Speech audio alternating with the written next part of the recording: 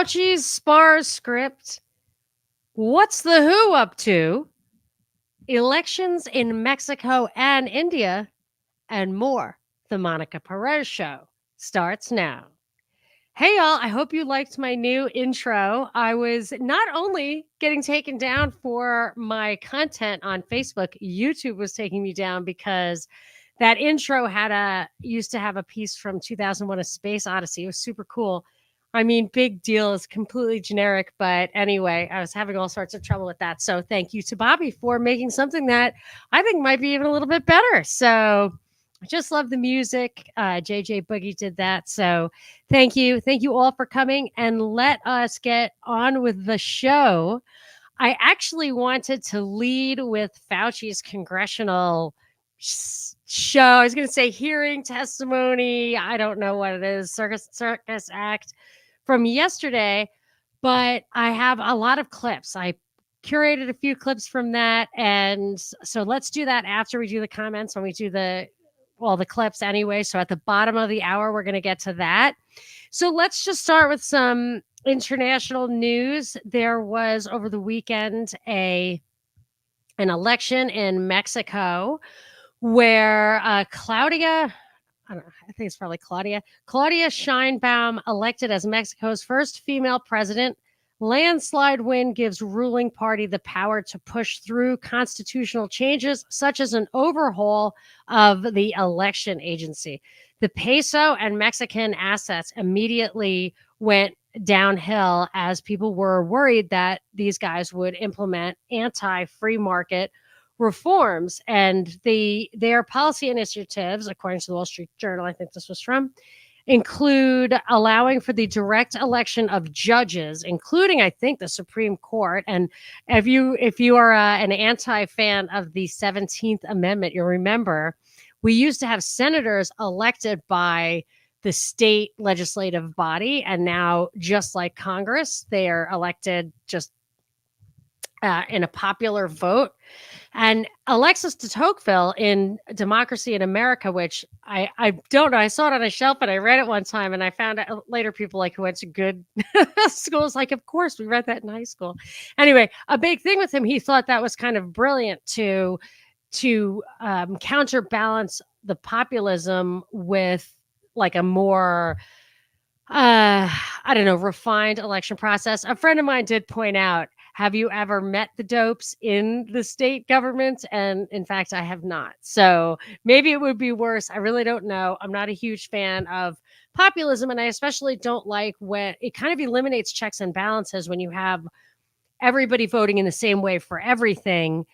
If then you have electioneering and demagoguery or whatever. So in this case, there was a big victory for her and her party across the board. So I think every single body was elected, like the legislators, governors, stuff like that. It was a huge election, and her party came out on top, the Moreno party. And now they think that some of the initiatives that Obrador, was her predecessor, who's term limited out, was not able to pass, now could be passed because they have more of a majority.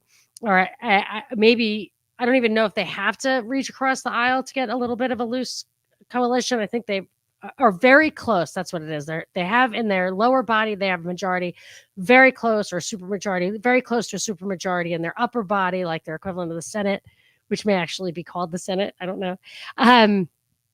So they have all of that, and now it looks like they're going to have more legislative power. So he was super popular because people were experiencing some good things there. Let's see if I can find exactly what people liked.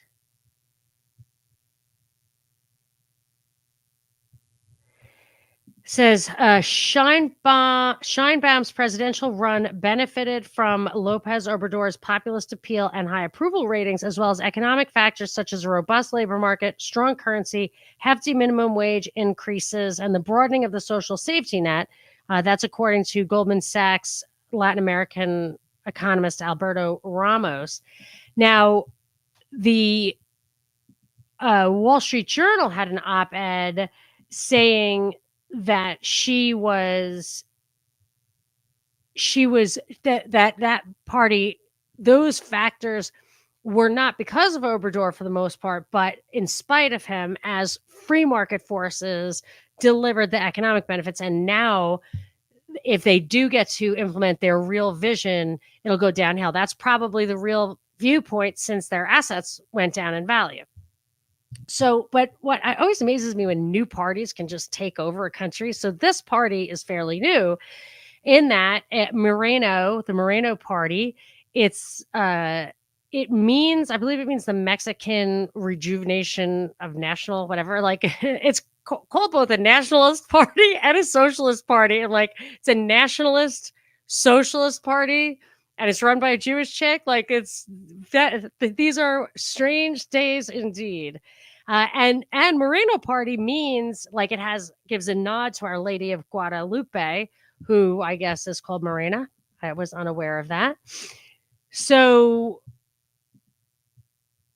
for me, so the Morena party was Obrador, who I never really knew what to think of him because he did things that we didn't like that, got bad press from us. But in the wiki entry, it had that one of his nicknames was the American and that he called in Giuliani was one of the people, and he had some other American that he got advice from. So, I mean, I just assume he's a globalist like the rest of them. But anyway, he established this party in, I think it was after an election defeat in 2012. He used to be in the Popular Democratic Party. Like I'm trying to translate this the way they do it from Spanish to English. I don't know. It's PDR or PRD, the People's Revolutionary Democrat Party. Okay, so was what he was in, if I can translate it correctly. And by coincidence, this woman, some people say she was just the baby mama, some says the wife of a guy named Carlos Imaz Gasper, who had founded that PDR party. So they are really considered far left, even though the Wall Street Journal says like it's a nationalist party. So anyway, but they're globalists. I mean, obviously they're globalists across the board because so it was him, it was Carlos Slim, I think was one of the guys that he got advice from, which obviously is a Mexican, but it's definitely globalist feel, and Giuliani. And then I don't think she did not solely win, but she got a Nobel Prize for UN climate stuff. So obviously they're at the, when push comes to shove, they're globalists like everybody else. Let's see. I'm trying to see what it was they won. She went to Berkeley and was originally married to this guy who was, I don't think he was a Stanford professor, but he did get a PhD at Stanford. He was at Stanford. Maybe he was a professor. She supports clean energy and advocates for a strong welfare state. She comes from a scientific family. Her mother is a biologist and professor emeritus. Her father was a chemical engineer. Her brother's a physicist. She has a daughter, stepson, and a grandchild from her first marriage, this says, to Carlos Imaz, a political figure she met during his tenure at Stanford. And her second husband is a financial risk analyst at the Bank of Mexico. In 2007, she joined the Intergovernmental Panel on Climate Change. 2007. She got in early on the action at the United Nations in the field of energy and industry. Energy is big down there. As a contributing co-author on the topic mitigation of climate change for the IPCC Fourth Assessment Report. The group won the Nobel Peace Prize that year. In 2013, she co-authored the IPCC Fifth Assessment Report along with others. So she's just, in it as she could be. And for me, what I don't like about this, I don't like stealing and killing. I don't like it when the government steals and kills. So war to me is killing, obviously. Abortion is killing. Stealing, well, the welfare state is stealing.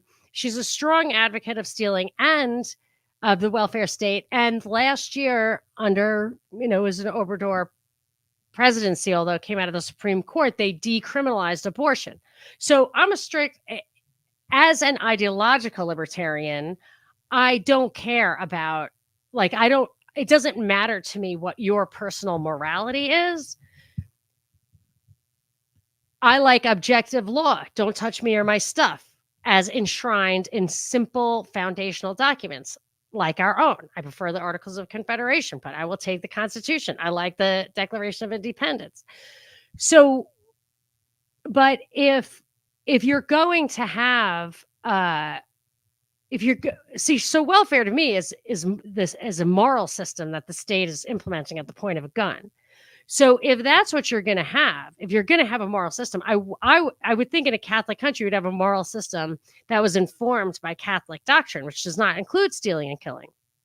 So this chick and her opponent, who is an indigenous woman, and I guess more, I think they're both on the left, honestly. They are, according to the New York Times, and it will not tell you this everywhere, but both of them are pro-abortion. They like the legalizing abortion in Mexico. So I figure if you're going to have a top-heavy, big state apparatus that's informed by morality, and you have a monoculture there, there's 179 million people. No, 129 million, 50,000 are Jewish, 17 million are indigenous. So both of these women represented, I guess, a minority. But in any case, the vast majority, I would think, would be against abortion. But that's not what they're getting, which is completely consistent with the global influence in look at Ireland, look at Scotland. I mean, these people who are presidents of these countries are globalists. And I think also Argentina, Ecuador, there's these weird, cut out libertarian globalists, more or less, they want to plug into world commerce, which is, given how we have this, and we can talk about this when we talk about the Fauci thing, this corporate governmental continuum in the US and expanding into the world. They're not talking about free market entrepreneurship. They are talking about global companies coming into these countries and influencing not only their economies, but their politics. Now, there are also what's been referred to in some of these articles I'm reading, a pink wave in South America. And this guy was basically considered to be that, although he would not come out against Israel like the rest of them were. I'm trying to see where it says that. He would not renounce the Gaza. Unlike most of the pink tide of new socialists in South America, Obrador did not speak out against Israel's attack on Gaza.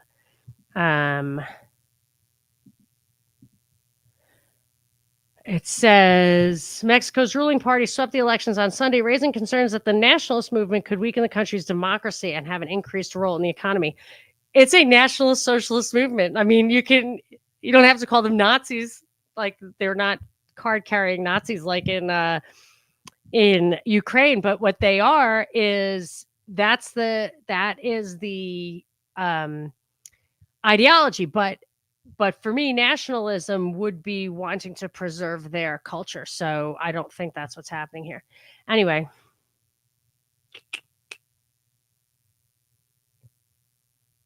I think that's it on Mexico. India also had an election. Modi lost the majority in a stunning election setback. He himself is going to keep power, however. But now, in the exact opposite of Mexico, he's got to reach across the aisle to get things done because he lost a lot of seats. So the leader's Hindu Nationalist Party failed to secure an outright majority on its own, according to partial results. And again, India's stock market plunged on Tuesday after closing at record highs on Monday due to exit polls that had predicted a landslide win for Modi. Oh, maybe the election was stolen. Could be. Not sure. Okay. Also, so here was a story I saw. I didn't hear anyone else cover this, so I was peeking at Russia Today to see what they had to say about the Mexican chick, because I didn't know what to think. I never really knew what to think about Obrador, because normally I wouldn't like anybody. I don't like politicians at all, but when our guys were saying mean things about him, I thought maybe there was a chance that he was in favor of his, supporting his own country's goals. So I was at RT and I saw this article, which I didn't see anywhere else. It says San Francisco police detained dozens of pro-Palestinian protesters. There are videos of this, which I saw. Activists from the International Jewish Anti-Zionist Network occupied the Israeli consulate, protesting against the military operation in Gaza. This is what the article said. Police in San Francisco have detained 70 pro-Palestinian activists after they occupied the Israeli consulate in the U.S. city in protest against the Jewish state's military operation in Gaza. And it's funny because the cops are like, this is private property, you got to go, which I absolutely 100% believe when it comes to like the universities and stuff. But one of the people said, like, you're occupying them, we're occupying you, because it is the Israeli government owns it. Okay. In a post on Instagram, a group named the International Jewish Anti-Zionist Network claimed that 100 people had participated in the demonstration on Monday, which saw activists stage a sit-in in the lobby of the building that houses the Israeli diplomatic mission. Activists carried placards and unfurled several banners inside the building, reading, "Committing a genocide makes Jews less safe," and "Not in my name." They also chanted slogans calling for an end to financial assistance. So police they were not going to leave until they were arrested. And that's exactly what happened afternoon. But I just hadn't heard anything about that. And I feel like that it seemed a little more organic than some of the stuff that we were seeing out of Colombia with like all the matching tents and whatnot. Also, staying with my Bay Area theme here, the Sam Bankman-Fried, actually, this was from last week, so I don't know if it's changed, but supposedly he is being moved to a different prison. And like with these people, from Roger Stone to Harvey Weinstein to Jeffrey Epstein to SBF, I will believe that they are incarcerated just like everybody else who gets incarcerated, with all the same, like when my brother was in jail. Like, I'll believe it was that scenario when I see it myself. So when he's being moved, I was like, where is he being moved? Like, I don't know, Cloud 9 prison or something. Anyway, it's this it's the Federal Correctional Institution in Mendota, which I have never heard of. But it had some interesting other inmates, because I was looking like, is this where all the cushy guys go to smoke cigars and play poker? There was one guy, Luis Hernando Gomez, a Colombian drug lord. He pleaded guilty to racketeering in Washington. I always think that those things are inside jobs anyway. James Kopp, I thought this was interesting, serving a life sentence. He's an associate of the anti-abortion group, the Lambs of Christ, convicted in 2007 of the 1998 murder of Dr. Barnett Slepian, who performed abortions at a clinic in Buffalo. He was one of the FBI's 10 most wanted fugitives. Like, it's hard for me to believe that you murder in the name of not murdering. I just find that like a fishy story. Another one. Here's an interesting one. I was hearing about this on this situation. The Order. Have you heard of The Order? It was like I think it was a hardcore white supremacist group. Yeah. Richard Scutari is serving a 60-year sentence at this same institution. He was a former member of the white supremacist group, The Order, convicted in 1987 of conspiracy, racketeering, and robbery, sentenced to 60 years in prison. That was before OKC, which I believe was why the History Homos was talking about that. But in any case, that is a very interesting story. I actually bought the books that they had recommended. Jeffrey Bizak, who is convicted for his role in the 2019 college admissions bribery scandal, I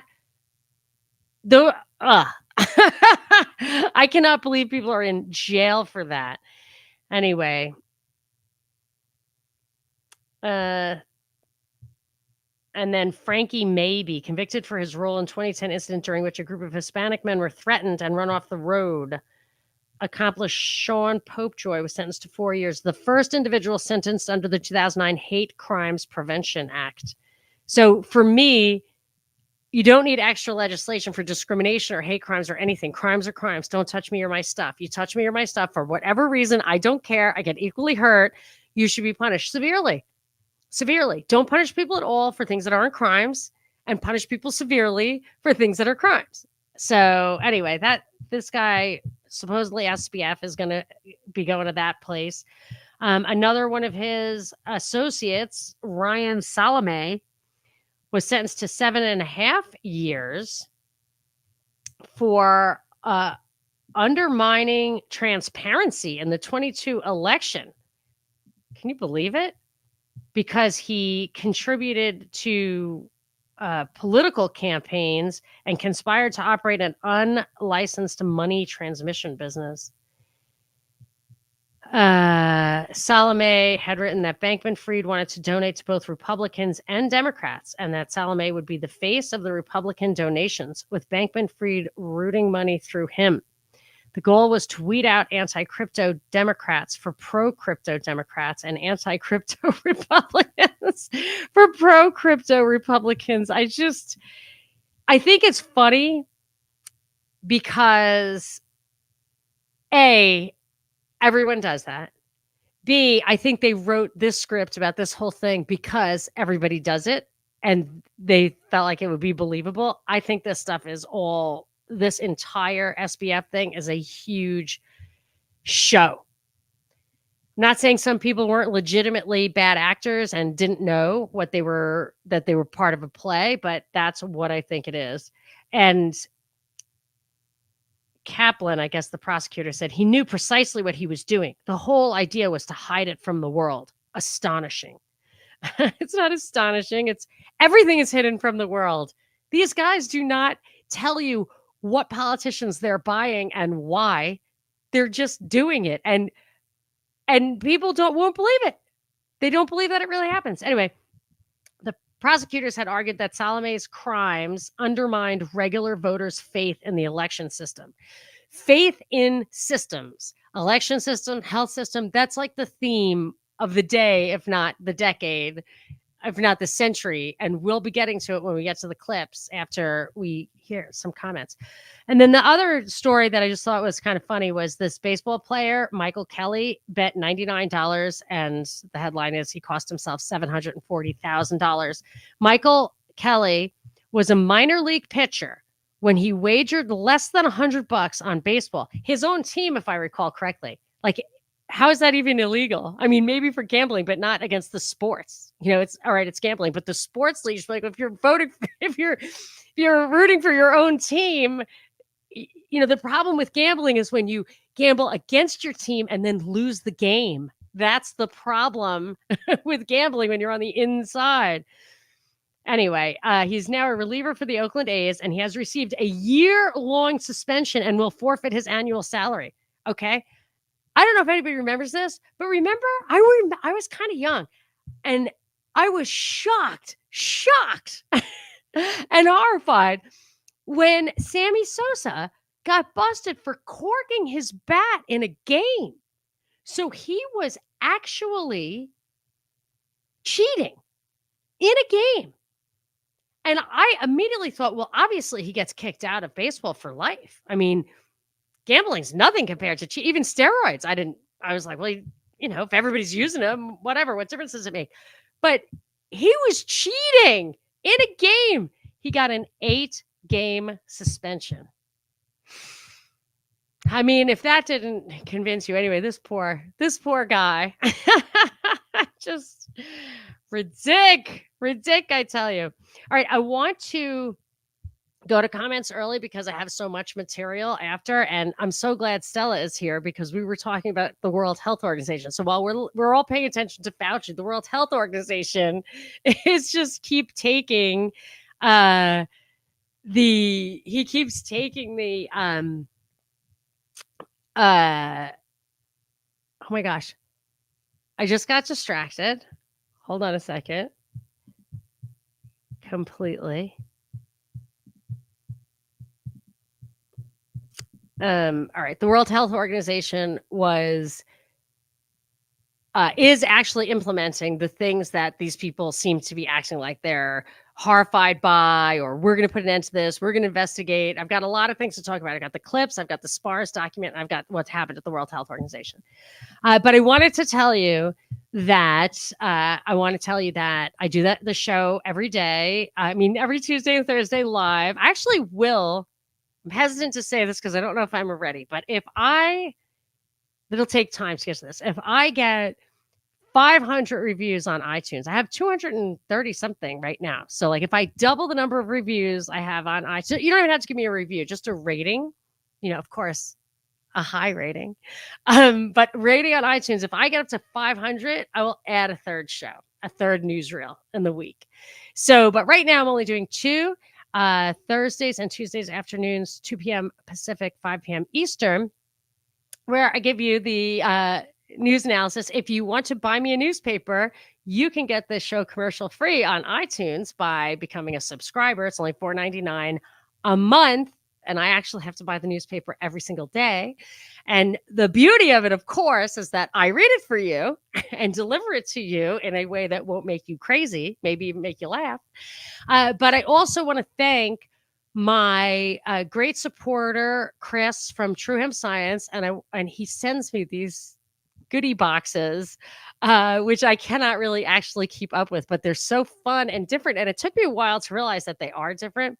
So there's one he sent me. I'm not even sure. Like sometimes he sends me stuff that they just, are having fun with and it's not like publicly available. So I'm probably going to tell you about something you can't even get, but maybe you can. Moonlight gummies. I actually cut them in half because I really don't. It has non-trace or has like trace amounts of THC, and I worry about whatever not being able to think clearly. But I don't have that problem ever with this, and I always just do the CBD that doesn't have any THC in it. But it's kind of a new guilty pleasure, the Moonlight gummies, because I mean, they definitely take the edge off if you want to get off your wine or whatever. As I have said before, my show is just like True Hemp Science products. If you're not already using, if you're not already watching the news, if you're not already like having wine every night, don't worry about it. You're good. But if you are, then my show, True Hemp Science, we fit together perfectly. But be sure to use Monica, Monica, in the promo code, mostly because I want him to know that my supporters, my listeners support him. And he'll send you a little something. Okay. Let's do some comments. All right, let me just get this out of the way. I had espresso before the show, and boy, I feel like going, remember those days? Anyone, an adult or teenager in the 80s remembers those days? Little teeth grinding. Okay, yeah. So I'm mad at you, Stella, because you texted me and threw me off my game because it came across my computer screen. I don't get it. We want our chapter 18. Chapter 18 of SPARS, which I have here.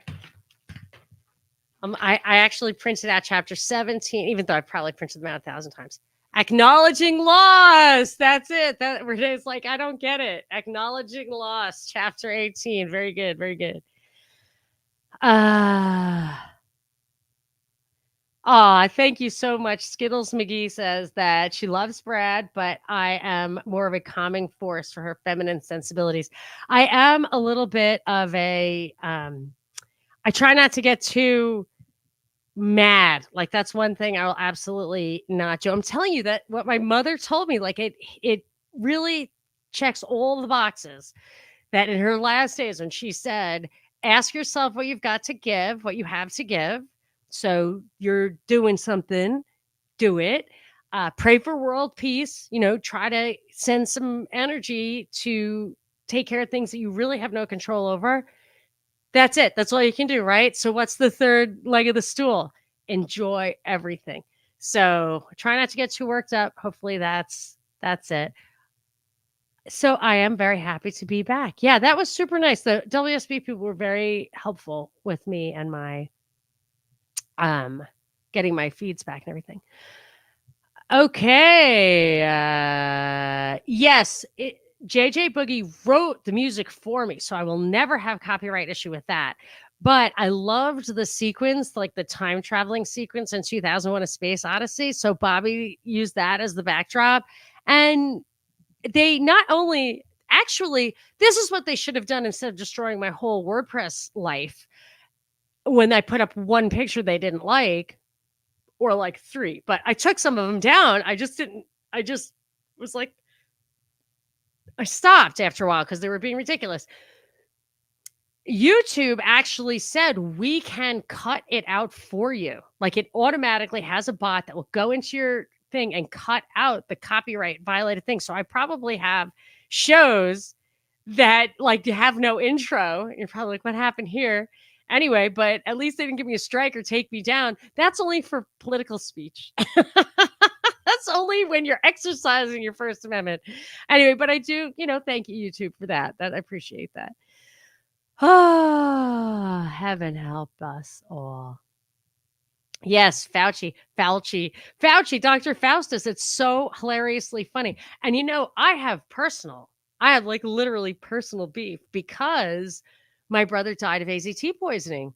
And Dean tweeted at me, someone else saying like that exact same thing. I think it was literally her brother. I was trying to did I say that? It said, this woman said her brother had no symptoms, went in, got a test. They told him he had AIDS. They gave him AZT and he was dead in a year. My brother took 3 years, which is weird because they told him that when they gave him the first dose of AZT, you got 3 years. It was crazy when you look back. Cray.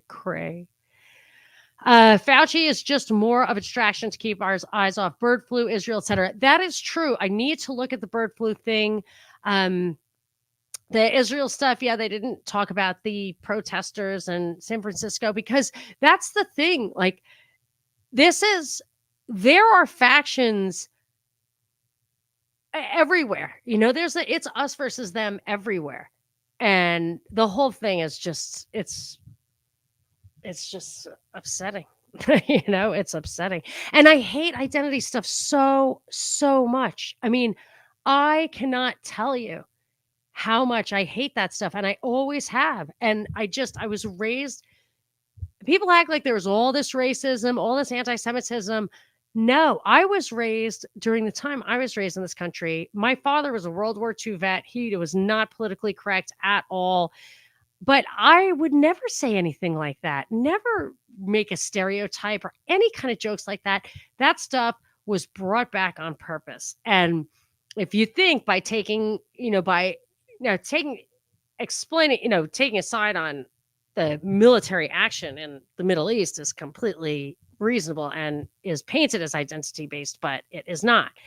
However, if you get casual about racial slurs and stuff like that, don't think that this isn't part of a plan. You know what I'm saying? Like, I remember when you weren't allowed to say that stuff, and now you are. So think about it. The reason Rand Paul already did the Fauci show and it went nowhere. The reason I don't like what Rand Paul was doing is that they were harping on this lab leak thing. The lab leak story is a cover-up for the fact that this thing was manufactured and released through the injections, in my opinion. But when they look at the thing and they see that it is a man-made genetic sequence, let's call it, They had to have a story. And the story was, oops. The story wasn't, well, this is an experiment where we locked you down for years and stole all your money and killed your grandmother. Like, that's not as good a story as the lab leak thing. So anyone who's supporting that, and all these congressmen were supporting that, and they gave him a chance. That's a big part of these clips, is like that every single thing that they gave him a chance to explain. So I'm just trying, he says at one point, I'm distinguishing that, yes, it's artificial, but that doesn't mean it was made on purpose. I mean, bad, bad, bad. There you go. Leave it to Stella. That was the Rand Paul show. Yes, Event 201 in effect.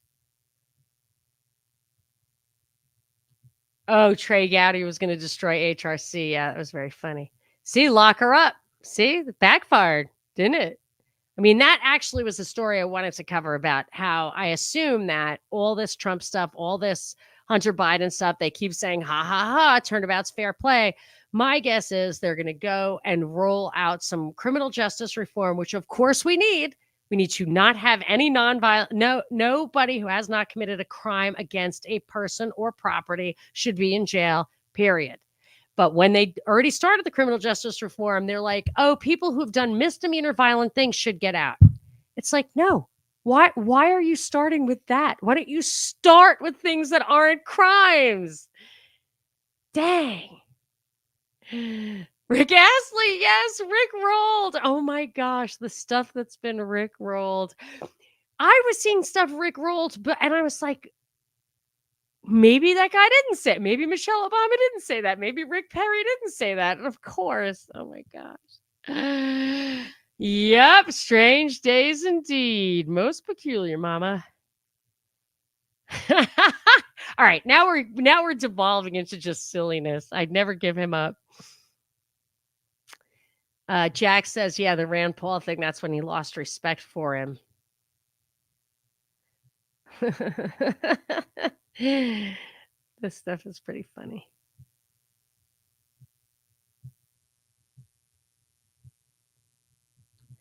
Every one of these pony shows is nonsense crap. Our government created and purposely released COVID, and all these brave Republicans are jerking our chains. Yep. Correct. Yep. Big snaps in the chat for that. Yep.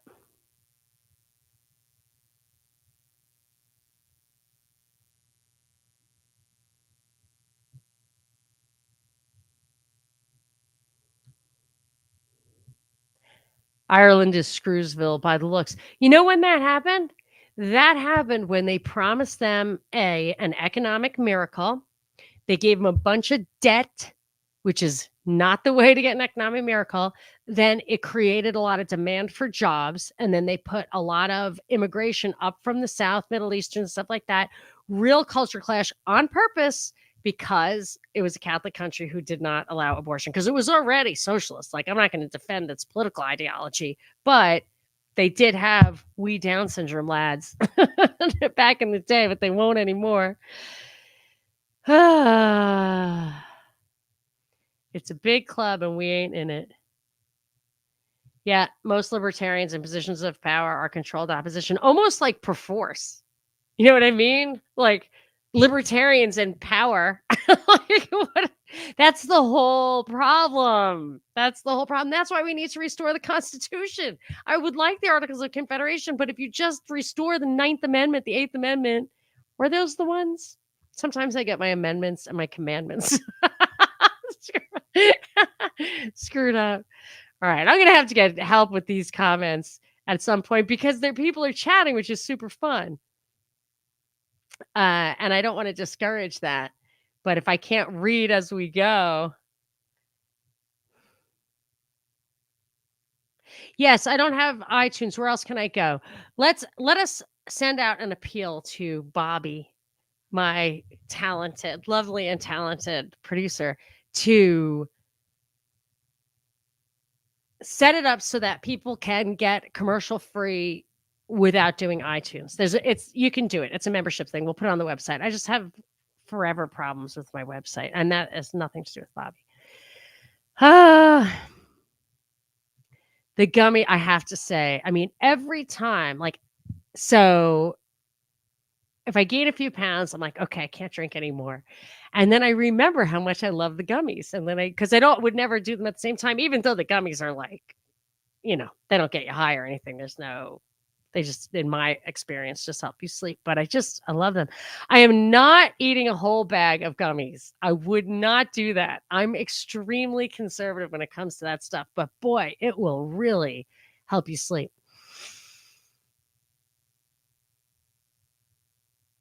Wow, Maverick Pilgrim was in Uganda. They have a banking system implemented through their cell phones, banking the poor, I'm sure. Yeah, CBDC will be implemented without banks. Yeah. Yes, the teeth grinding coffee rush. But of course, my reference is not strictly to coffee.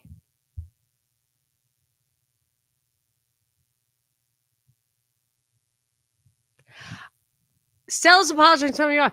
I was not. I look at my computer to get my notes, and the texts come across them. And I probably need to just remember to turn those messages off. And actually, someone's calling me right now because there's a guy with a new dishwasher at my front door. I should probably see if someone can get the door. Sometimes I send my son who has Down syndrome. It's very, very funny.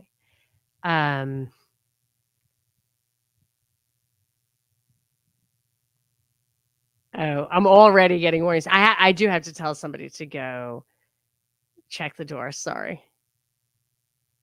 I'm getting nervous now because I want to get to the clips. Oh, yeah. See, people are texting me because I'm friends with half of these. There's hundreds of people watching, but I am friends with you. James says, if you're gonna give me a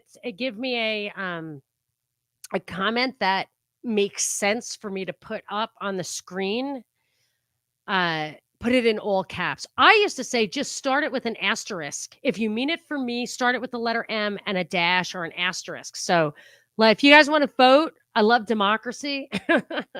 Just let's figure out a system. Okay, let's see if somebody can.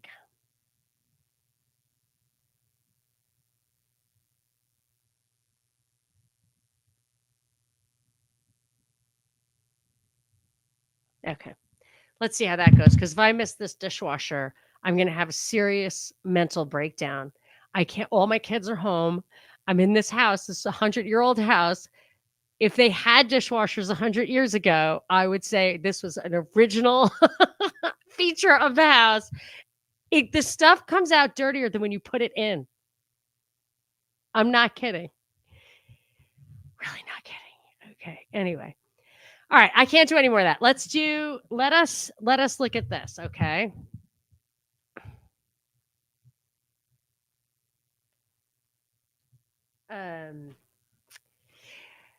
All right. So what I want to talk about, I want to do these clips, and it's the clips of the people in Congress. They're saying stuff to Fauci, some great points. I want to illuminate those. But these guys, first of all, they're not like super impressive. I actually think Marjorie Taylor Greene is she's the best actress, I think, there. Like, she remembers her lines. The other people read them, and like you can see, like, in some of them, it's like, get angry. I remember once hearing Levin, the radio guy, do that, like literally repeat. Maybe it wasn't literal, but it really was so obvious that like there was a place where it said like get excited, get mad. So there's that. There's the fact that every single thing that they're saying to him is giving him an opportunity to defend himself. But also they're supporting these narratives that are ridiculous, such as the lab leak.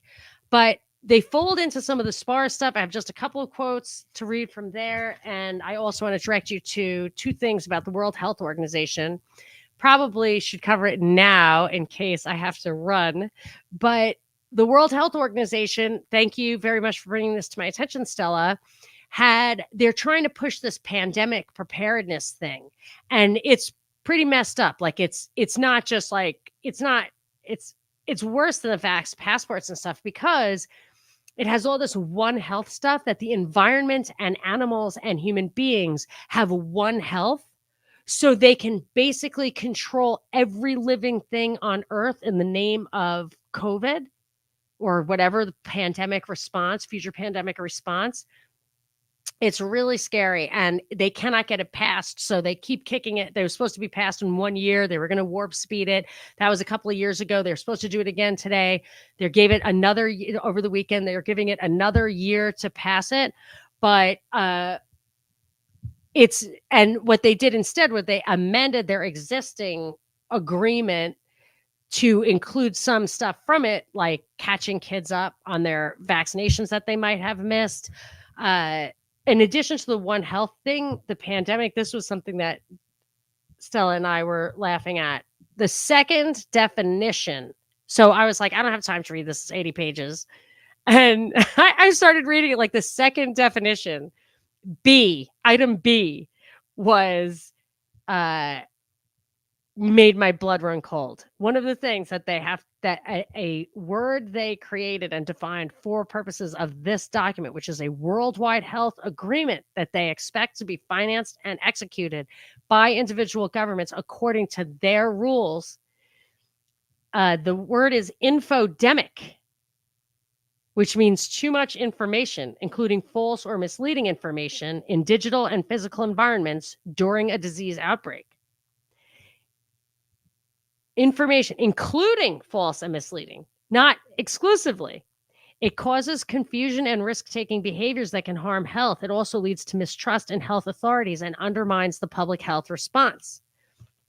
In this, it talks about Epigirl, who has really pretty graphics, and it encourages people to look at them. And she's very good at using Apple. And so she is a big problem they have to deal with.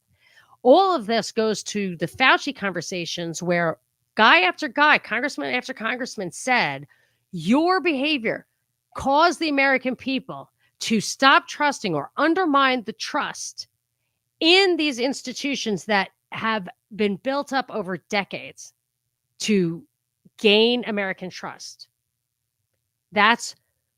They are just worried about that. And my guess is that they will implement, I'm sure it's already underway. I'm sure it's already being drafted, a response to Fauci, not ensuring our liberty, but building trust. Policies designed to build trust. And the infodemic, Epigirl, these are things that are talking about that, how important it is for trust in science. Remember how crazy that is? Trust the science, have faith in the science. Like, just breathe. Anyway, okay. So let us hit some of this stuff. Unlike normal, I'm going to pause and talk for a sec. Like I'm going to put this in here and we're going to do one clip at a time. Let's just really hope my dishwasher will wait for me. Okay, let's see if I can make this work. I'll just jump ahead. The American people can rest assured that we are going to continue to pursue answers, and we continue to push for full accountability from you and your colleagues, despite continuing efforts to try to cover this up. Dr. Fauci, history will not be kind to you, and you will be known as the man who put his personal interest before the interest of the American people, the very people that you were supposed to be protecting. Your actions, along with several others we have had before this committee, have completely eroded America's trust in our public health system and the agency that you represented for half a century. With that, I yield back. Gentleman's time has expired now. Okay, that was Ronnie Jackson from Texas. And I just wanted to say something about there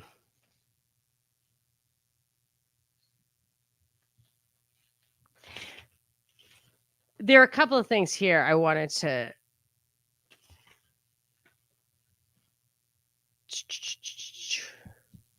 It says it was further recommended. This is from the SPARS document. So it was a 2017 document from Johns Hopkins that talked about a pandemic from 2025 to 2028. And what it was 20 chapters or whatever about a scenario and how to deal with it in the media. And you could read this along COVID and see, as COVID went on, and see just chapter after chapter what amazing similarities there were, even to the point of there being a bad storm in Texas that knocked out communication while vaccines were being rolled out. That actually is in this, and it really happened. So So when I hear them talking about your legacy, you have to take responsibility for this. In this document, it talks about accountability, about scapegoating people, about whether you acknowledge or deny, whether you get ahead of things or behind. And this is meant to hash out answers that they give these congressmen to tell them how to handle it. So there's just three things I want to read to you as they come up. So one of their little studies in here, it was recommended that Human Health Secretary Nagel consult with President Archer about the possibility of acknowledging the emotional toll of SPARS in a public appearance. The primary message would be one of gratitude to the American people for remaining strong during the pandemic. Another key message would convey appreciation for adhering to public health recommendations, including vaccination, to hasten the end of the pandemic in the face of considerable uncertainty. So you'll hear shortly, Fauci makes it clear that this is the way it was. And when I played that Andrew Cuomo clip not too long ago, they're acknowledging that people were really cooperating, that they did not have the force, the authority to do the things that they did, even though they acted like they did. And then they're going to rewrite it in retrospect to say, thank you for what you did, even though it was forced.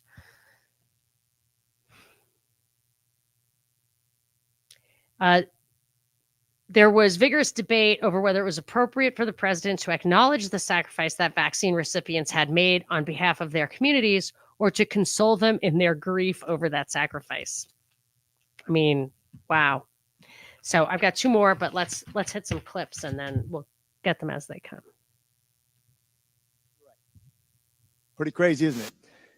You said in an interview that you gave as part of an audiobook written by Michael Spector that you believed an institutional should make it hard for people to live their lives so they'd feel pressured to get vaccinated. Could we run the audio clip on that, please?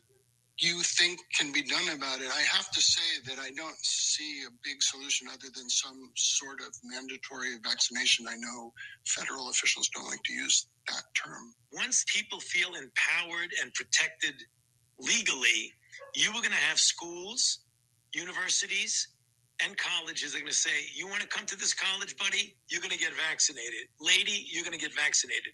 Yeah. Big corporations like Amazon and Facebook and all of those others are going to say, you want to work for us, you get vaccinated.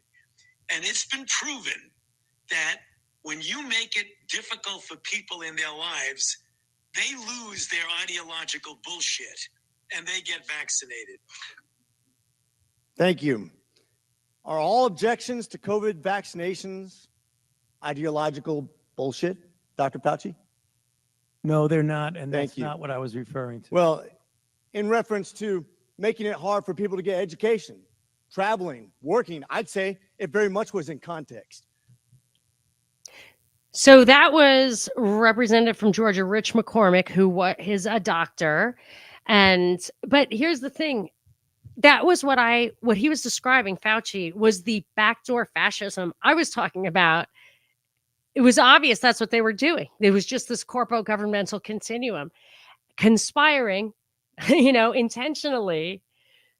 And it reminds me of The Crisis of Democracy by Zbigniew Brzezinski, in that he said, if people are attached to institutions that they cannot afford to alienate, you don't have to worry about democracy. And that's absolutely true. So the next one, I think, is Jim Jordan, Representative Jim Jordan from Ohio. And he's giving him an opportunity to defend, I think, the lab leak thing. Hold on. The guys you gave money to figured out in 3 days. No. Mr. Anderson said on January 31st, 2020, virus looks engineered, virus not consistent with evolutionary theory. The very next day, Dr. Gary said, I don't know how this happens in nature. It'd be easy to do in a lab. And then 3 days later, Shazam, they switch and say it has to be nature. So they figured out in 3 days, but you still don't know? No, in fact, if you look at what they were saying, Congressman Jordan, they were saying that it was not a manufactured virus. It still could have evolved out of a lab. Well, let me read something here to you. They're not incompatible. In our study on this. Yeah, so he got to say it's not incompatible. Don't think it was intentional just because it's manufactured. All right, so now here's Marjorie Taylor Greene. She's fun. Yeah, let's hear what she has to say. NIH scientists made $710 million in royalties from drug makers, a fact that's been hidden. Let's talk about the fact about, is it right for scientists and doctors getting paid by the American people, government taxpayer paychecks to get patents where they're paid millions and hundreds of millions of dollars in royalty fees, especially when the NIH and these government agencies, most powerful agencies in our country, are recommending medical suggestions and advice and making up guidelines like 6 feet distancing and masking of children. Do you think that's appropriate? Do the American people deserve to be abused like that, Mr. Fauci? Because you're not doctor. You're So there's a couple of things about that one. So she was saying how people were making money off of this. This is straight out of the SPARS document. So funny. A widespread social media movement led primarily by outspoken parents of affected children. So remember, this was written in 2017. It's on the Johns Hopkins website. Coupled with widespread distrust of big pharma, supported the narrative that the development of SPARS medical countermeasures was unnecessary and driven by a few profit-seeking individuals. Conspiracy theories also proliferated across social media, suggesting that the virus had been purposely created and introduced to the population by drug companies, or that it had escaped from a government lab secretly testing bioweapons. I mean, I would say you can't make this stuff up, but they did. They made this stuff up. I mean, it's unbelievable. Oh, and at the end, she was like, Mr. Fauci, these guys like stopped down. The Congress just stopped down. It's like, that's outrageous. What a breach of decorum. What a breach of decorum. And they were wrong. You're allowed to say whatever you want there. Anyway, so they were all hot and bothered about decorum. Wait till they start doing fisticuffs. And these guys were using vulgarity. I bet that's a breach of decorum too. But yeah, decorum may soon be a thing of the past. All right, last one here was just the MSNBC saying a couple of things. Let's hear it first, and then I'll tell you what I think about it. Mr. Fauci. Prior to my retirement from federal service in December 2022, I had been at the NIH for 54 years and director of NIAID for more than 38 years. In those posts, I was deeply involved in the scientific and public health response to several infectious diseases outbreaks, including HIV/AIDS, pandemic flu, Ebola, and Zika. And so, under my leadership, we were well positioned to respond to COVID-19. For at least my wife. So I just want to say about that, all of those things, every one of those, in my opinion, was a psyop or manufactured or whatever. So yes, he was perfectly suited to oversee the whole COVID thing. My 3 daughters, there have been credible death threats leading to the arrests of 2 individuals, and credible death threats mean someone who clearly was on their way to kill me. And it's required my having protective services essentially all the time. It is very troublesome to me. It is much more troublesome because they've involved my wife and my 3 daughters. Okay. So a couple of things here. His wife is she is an American nurse and bioethicist who serves as the head of the Department of Bioethics at the National Institute of Health Clinical Center. She is the head of the Department of Bioethics, his wife. They're sitting around cooking up the ethical thing to do, medically ethical thing to do, spearheading this whole thing. Unbelievable. And she has a specialty in HIV. Don't even get me started. Breathe. Okay. So this is kind of pertinent to, this is the last thing I'll read you. This is the SPARS stuff. As the investigations grew in intensity, several high-ranking officials at the CDC and FDA were forced to step down and withdraw from government. I said there would be a scapegoat, and I figured it would be him. to, quote, spend more time with their families. Exhausted employees of these agencies, many of whom worked long hours, 6 or 7 days a week throughout the pandemic, simply wanted to put the whole response behind them. Little desire remained on the part of decision makers or those who served in the trenches during the response to rehash the events of the past several years. That's my dishwasher. This is it. I'm going to leave you with this. This is what you should expect. The very real possibility of a future SPARS pandemic necessitates continued commitment to vaccination programs, as well as accurate, culturally appropriate, and timely communication from public health agencies across the planet. This is why they care about this process. While the communication experiences of the SPARS pandemic of 2025 to 2028 offer some examples of how this communication can and should occur, they also identify practices that should be avoided or at least modified for responses to future public health emergencies. So this is not about looking back. This is about looking forward. That's why they're doing this with Fauci. That's why they're looking into it all. Very interesting stuff. I'm super sorry I kept you guys over. So I'll just hit it. See you Thursday.